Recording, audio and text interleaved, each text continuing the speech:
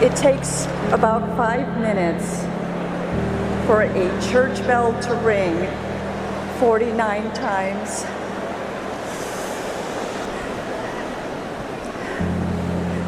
I know this because last month, my son Christopher, his boyfriend Juan, and 47 others were murdered at a club in Orlando.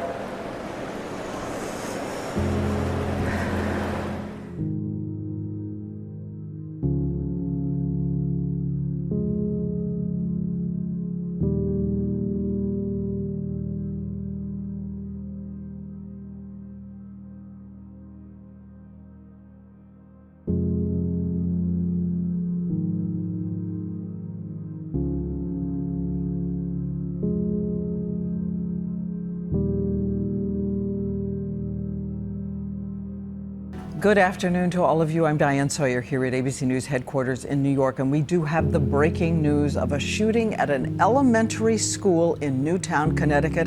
And you heard that right. It is unthinkable. An elementary school 45 miles southwest of Hartford. It's one of those moments, a bit like 9/11, I guess, because I was a teacher then, and I've had these kind of defining moments as a teacher or as an administrator where you hear news and it like shakes you to the core, and you know from that moment forward that the way you saw things isn't going to be the same, or the way that you've done things is going to be different. I believe there are only 12 dead, but I want to look at those hazmat teams. Hi. Police displayed his jaw-dropping. Hundreds of workers actually wound up taking cover. The beginning part of where all of this happened. This morning, families of Broward County sheriff's officers 10 miles east of where I am right now, Matt. Only thing that stops a bad guy with a gun is a good guy with a gun. I love the teaching profession and I love teachers, but I don't want teachers doing jobs that they're not prepared for. I don't want them mopping floors. I don't want them cleaning cafeterias, and I don't want them making decisions about whether they should shoot or not shoot. With a gun in your hand, I think a good guy or a bad guy with a gun, they can do the same thing. A well-regulated militia being necessary to the security of a free state, the right of the people to keep and bear arms shall not be infringed. The Second Amendment was ratified in order to protect the rights of responsible gun owners. However, unintentionally, it has also come to protect the rights of those who commit violent crimes. Generally, the American public think our gun laws are a lot stronger than they are. An estimated 80% of guns used in mass shootings were obtained legally. Among these were the shootings at San Bernardino, the Pulse nightclub in Orlando, the Emmanuel AME Church in Charleston, and Columbine High School. The rest of our rights are also important. Second Amendment rights are important, but there are other rights that we care about as well. And we have to be able to balance them. The Second Amendment is in the Bill of Rights because if anyone comes into your home and seeks to harm your family and harm your children, we have a God-given right to protect our families and protect our children. Yes, the Constitution says you can have a gun. The courts have said Americans can have guns. But we think, no right is absolute, and with rights come responsibility. Because our right to worship freely and safely, that right was denied to Christians in Charleston, South Carolina.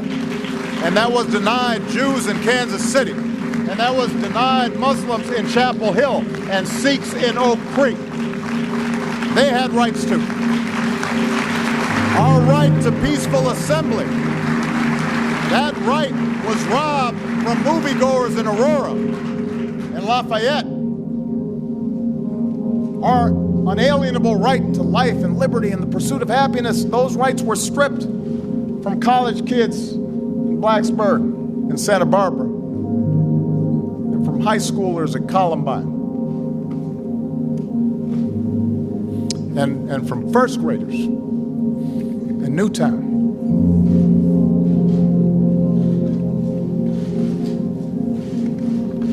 First graders. There comes a time when change is needed.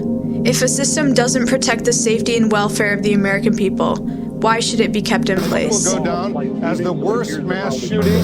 Clear the tarmac, but other than that, This is Woodrow Wilson High School. This is my high school. On December 1st, 2015, a student brought a loaded gun into my school. It was about 35 minutes from the student entering the building to us having that weapon in our possession, which is awesome, but it's also like that's the kind of thing that can keep you up at night. Like 35 minutes, what could have happened in 35 minutes? What could have happened? But more importantly, look at what has happened and think about what will happen. And I think we owe it to, Gabby and everyone that was in the Tucson shooting and everyone who loved those people and everyone that this affects every day to, use the tools we have at hand and, change what's happening. Common sense gun legislation isn't revolutionary.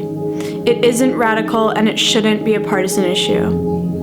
This kills 33,000 people a year in this country and injures, twice that amount.